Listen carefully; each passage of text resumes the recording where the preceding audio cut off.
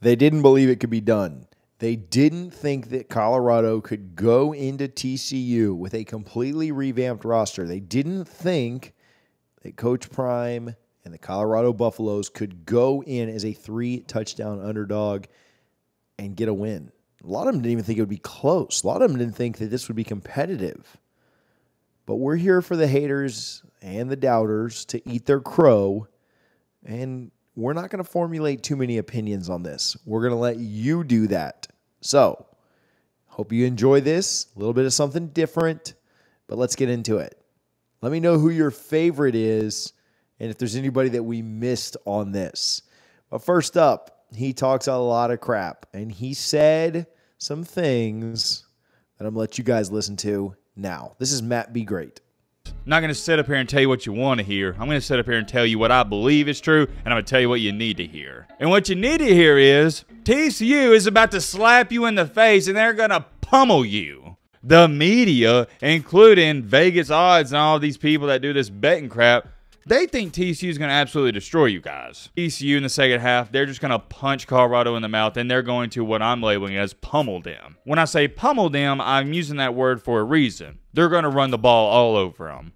Whoa, TCU is going to slap you in the face and pummel you? Going to demolish you? Listen, there is nothing more disrespectful than slapping someone in the face, but I'm glad this dude had to eat his crow, which he's done on his channel. You can go check it out after Coach Prime slapped his prediction down. Here's another popular YouTuber, Uncle Lou. Does a great job, but he could not have been happy on Saturday afternoon as he went as far as to say he was actively rooting against Colorado. Here's his prediction.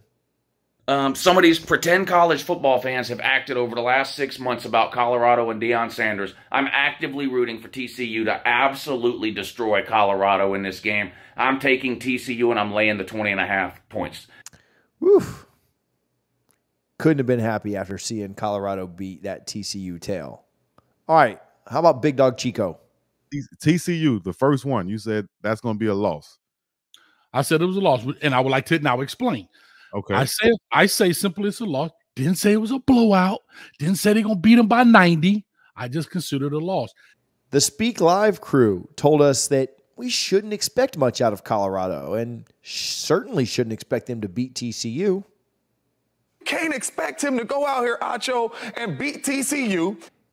Here's a fun one. 3-time champion Urban Meyer said a 6-win season would be successful, and he wondered if Colorado could handle the heat and this TCU team. He didn't make an official prediction, but he certainly didn't seem very high on the Buffs.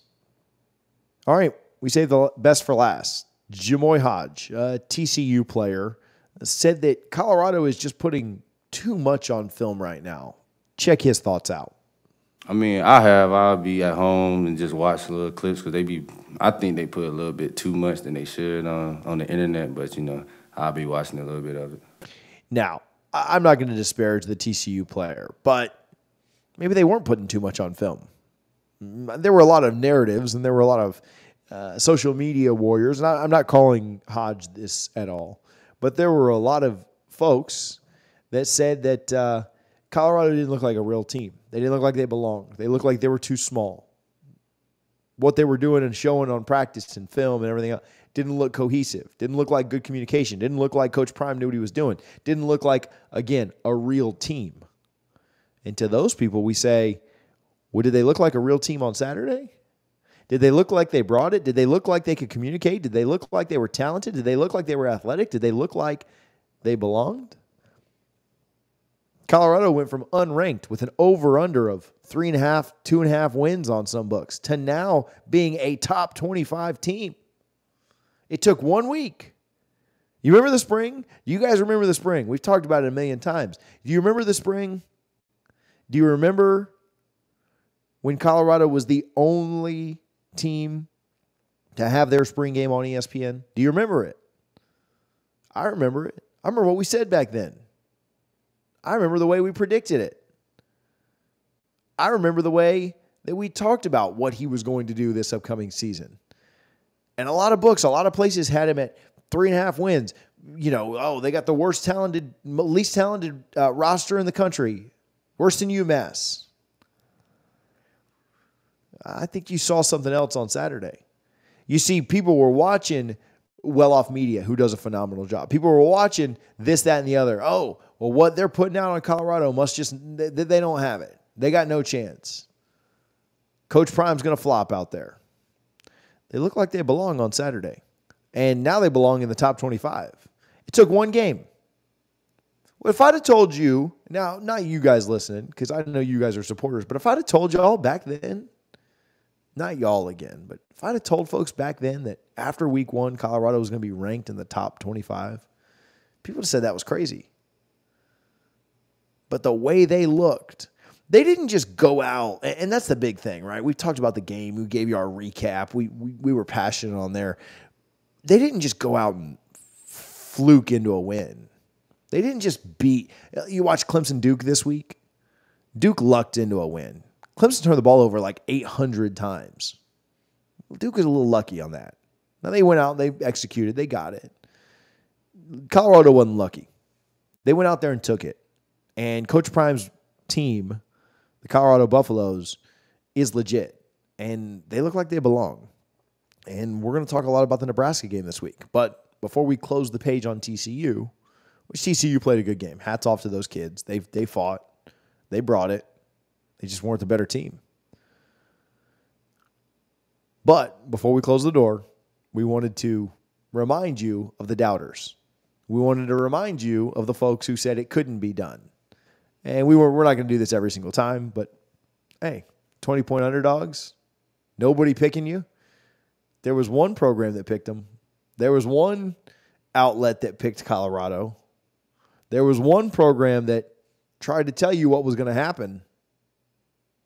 Roll that tape. But the folks that are saying that TCU is just going to walk all over Colorado when TCU lost nearly 60% of their production from last year, and Colorado also has a brand new team. Vegas says this is a 3-score game. I just don't know that I'm buying that. I'm not a betting expert, but if you're putting a bet down on Saturday afternoon, it should be on Colorado to cover the spread. Now, if I'm wrong on that, you guys can clip this later and old takes expose me. That's fine. But I don't understand how you make this a 3-score spread when you've never seen either team play.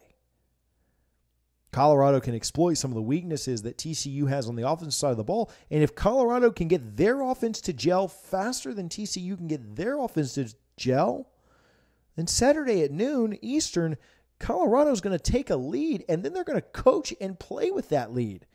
I'd say 90% chance you could put a TCU win down, but they ain't doing it this week. Not in Coach Prime's first game. Not in the first time that he comes out there on that sideline, and you think it's going to be a lot of TCU fans there. There'll be a lot of TCU fans there. But this is a national brand now. This Coach Prime's brand is national. And there will be it's like the Lakers going on the road. It's like the Yankees going on the road. It's like the Cowboys going on the road.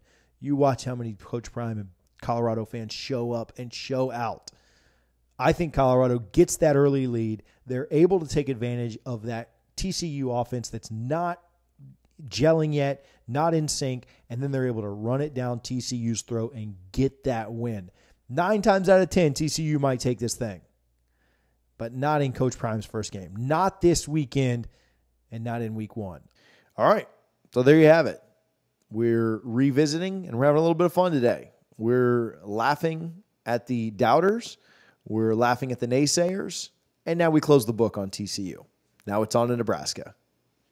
We're going to cover that very well because as much as we had fun today and we got to laugh and we got to joke on the doubters, this is serious stuff. And we're excited about what we're going to see. I said it on Saturday, but that was one of the best games I've ever seen in my life. And I just want you to know that you're going to see another great game on Saturday. And, man, if you're anywhere within the distance that could drive to Boulder or fly to Boulder, get there. You need to be at that game. Let me know in the comments if you're going to that game. I'm so jealous if you are. I know that's going to be a ton of fun. Enjoy it. Have fun. Make sure you're subscribed. We're going to break down and start to talk about Nebraska starting either later today or tomorrow. Make sure that you're subscribed. We're almost hit 5,000 subs here. We appreciate you guys a ton. Help us keep climbing. Help us keep growing. We're excited for what these next few weeks are going to bring, leading you all the way through the season. Thank you, as always, for watching the prime time for college football.